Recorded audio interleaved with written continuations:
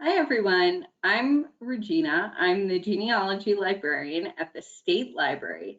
And today we are going to be talking about one of my favorite resources for doing colonial era research. This is a published series called The Extract from American Newspapers Relating to New Jersey. And I found tons of great genealogical stuff in this series.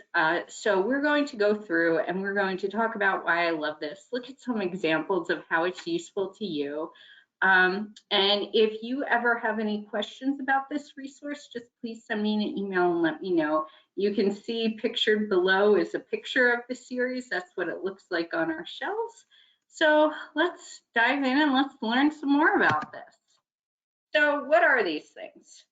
So this series is a published transcript of newspaper articles from around the 13 colonies / early states about events in New Jersey. As you saw from the previous slide, this is a bound series that has multiple volumes, and it covers the year 1704 to 1782. So most of the 18th century is covered here. So if you have 18th century relatives in New Jersey, this series is probably something that you will want to check out. When you look at the individual volumes in this series, every single one has its own alphabetical index. So you can search by a specific name or a specific topic if you're doing more historical context research. The State Library does own this complete series. We have physical copies in our collection, but of course, right now, as you can see, you're looking at my kitchen rather than my office or the State Library behind me. We are still in the midst of a global pandemic. We are at home right now. So I'm sure you want to know how to, if you can get these from home. And the good news is, yes, you can. These were published pre-copyright law, and so they are available online. And I will be sharing links with you to two sites that I like that reliably have these volumes at the end so that you can get access to them.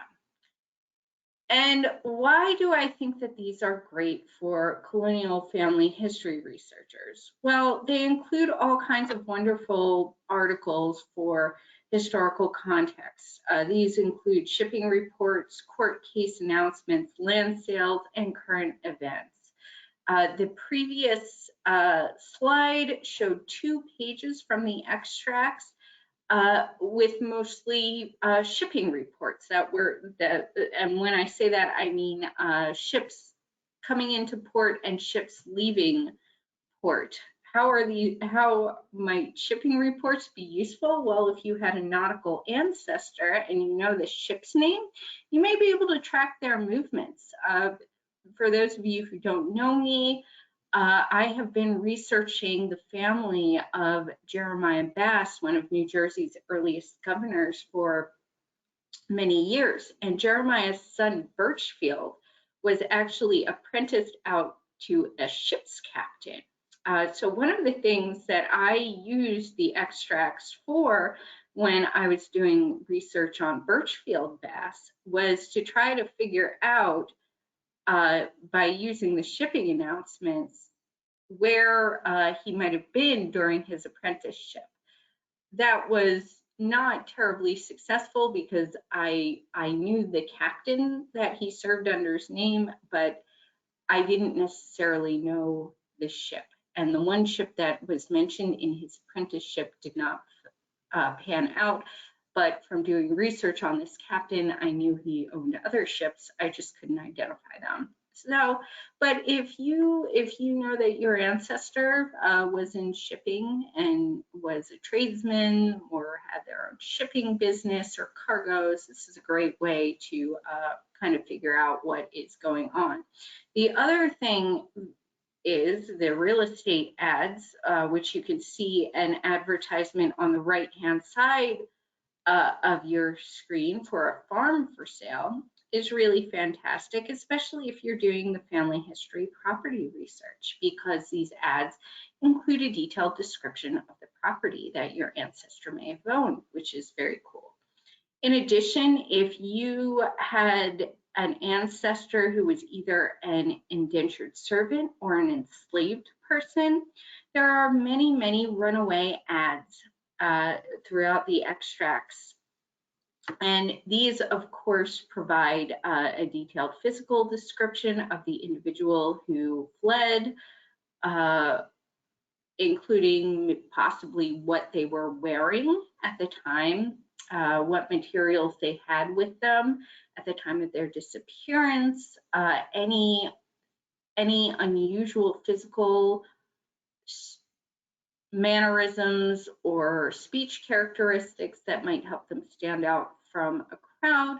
So if you're lucky enough to find a runaway ad for your ancestor, it can provide a really fantastic visual appearance that might help this person come to life for you.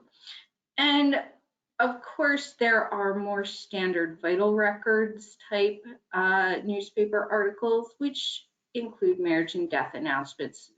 I don't think I've seen a single birth announcement in the extracts, but there are definitely many, many marriage and death announcements, which are incredibly useful for establishing marriage and death dates for our ancestors. And then finally, when we're tracking our ancestors' movements or activities, or trying to build a picture of their lives, social news and gossip is hugely important, and the extracts contain this type of article as well.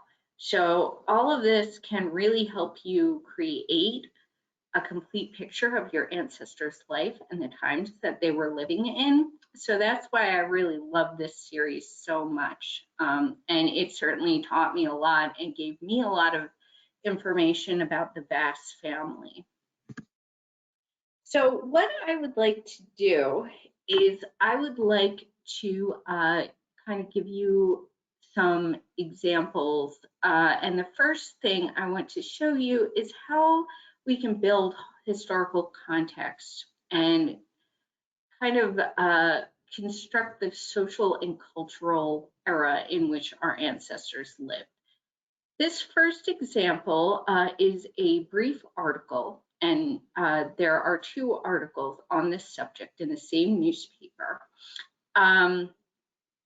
about a revolt of enslaved people that occurred in winter 1734 in Somerset County, New Jersey. And it says that it occurred near the Raritan River, and it involved about 30 people. Most of the ringleaders were rounded up and punished somehow, either by death or by disfigurement. They mention chopping off ears and things like that in here.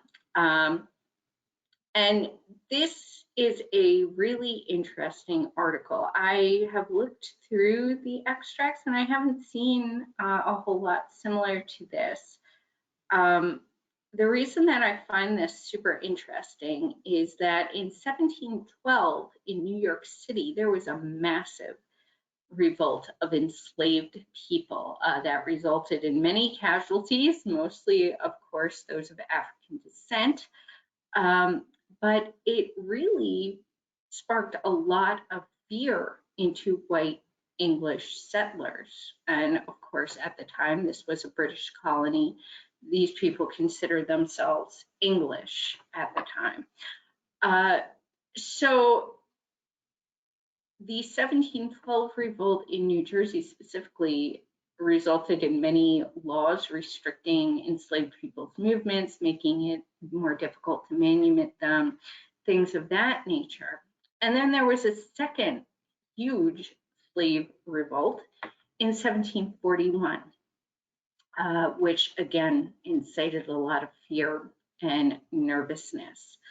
This event occurred in 1734, so it was between the two large New York City revolts, but it was close. It took place in northern Jersey, so it was fairly close to the New York City environs. And so I just find this really interesting and a good picture of the times and a good picture of how enslaved people might have been regarded. So I think this is a really valuable example showing the social and cultural and historical context of how enslaved people were viewed, and particularly in fear. What is also interesting about this article is that the weekly rehearsal is actually a paper that is published out of Boston, Massachusetts. It lasted from 1731 to 1735. And both of the articles, and by the way, I didn't display the second article just because it was longer and I didn't get a nice flat picture like this one is. But these two articles are both published in this weekly rehearsal paper, so the same Massachusetts newspaper, and they both refer to the same event.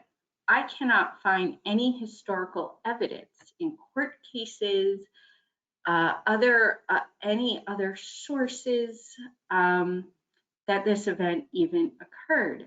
So I wonder too, and this has raised interesting further research questions for me. I wonder whether this story was true, because I can't find anything in the actual historical records to substantiate it. And what makes me a little bit suspicious is, why wasn't it published in a more local newspaper? Why did it only appear in a Massachusetts paper? So things like this kind of lead you into deeper research and help you build evidence, help you build historical context that can lead to a greater understanding of the world that your ancestors lived in. A more direct family history example of this is the James Harris murder case. I have done a class on where I talk extensively about the James Harris story. It's in my genealogy research stories class. So if you would like, you can certainly check that out. It's recorded up on the genealogy research guide. I will give you the full story there. I'm not going to review the full story here. But to provide a little bit of context, a researcher came to me looking for the Revolutionary War service record of James Harris Jr. And I could not find him in any of the Revolutionary War index. And so I have a few standard collections that I check to try to find someone if I have difficulty finding them in the Revolutionary War. And one of these is the New Jersey Supreme Court case files. And imagine my shock when I saw James Harris Jr., rather than serving in the Revolutionary War, being indicted for murder. So this is what happened. I did not find military service, but I found a much more interesting story. So on the left of our screen, we can see the indictment, or I'm sorry, not the indictment, the affidavit signed by one of the defendants who participated in this murder along with James Harris Jr., and his name was Daniel Buskirk. The indictment provides a very detailed statement about what happened in this murder and who was involved.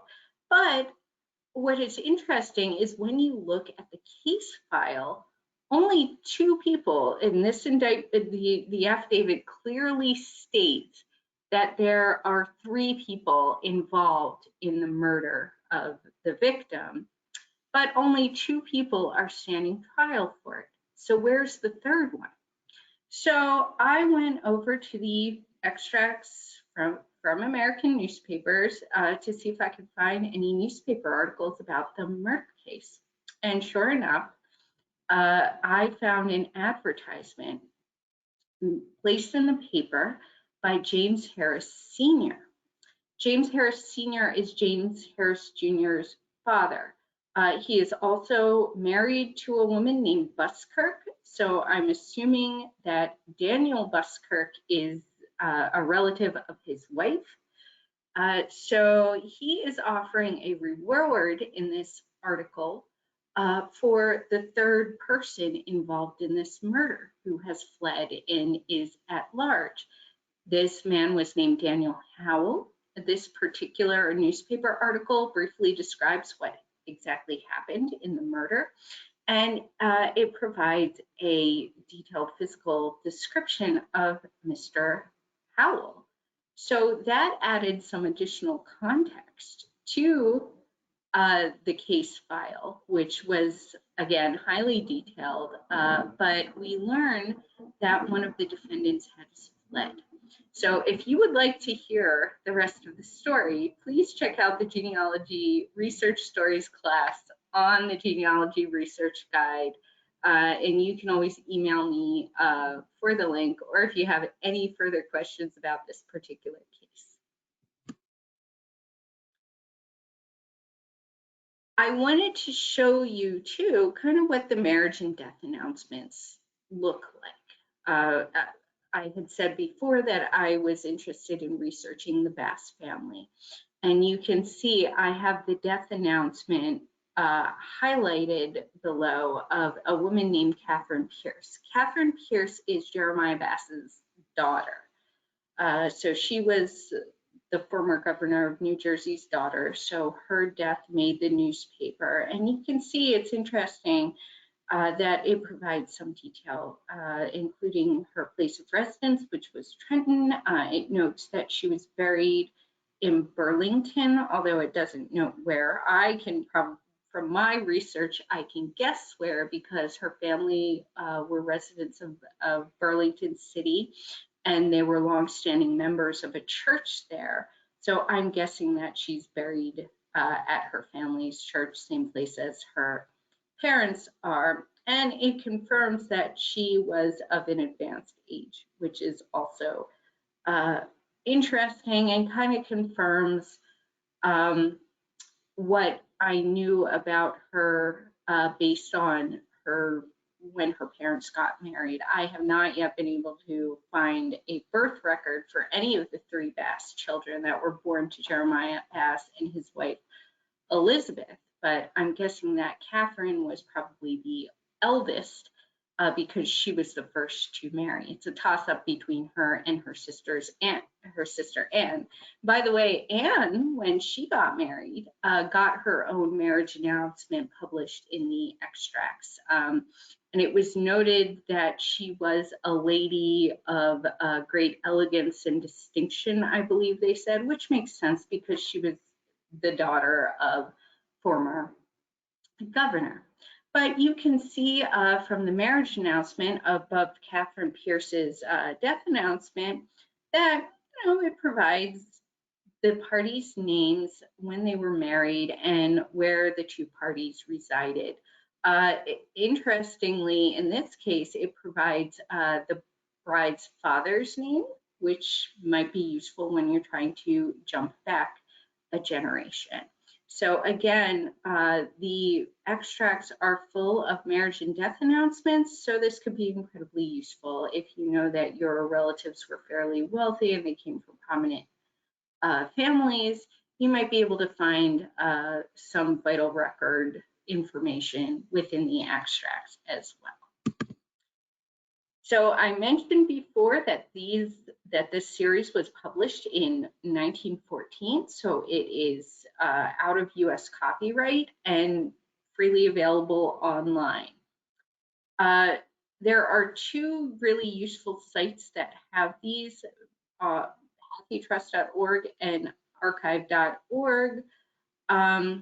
Archive.org has the series from 1740 to 1782, and HathiTrust has the series from 1704 to 1775. So I've provided the links there for you, and you can always email me if you don't get a chance to copy these down. I'm happy to just send you the links directly as well.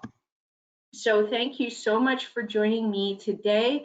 Finally, I just wanted to say, as a reminder, we do have the physical copies at the state library. So if for any reason you can't find the volume you're looking for or the information that you're looking for within the extract, you can always email me and we will do our best to check our physical volumes for you.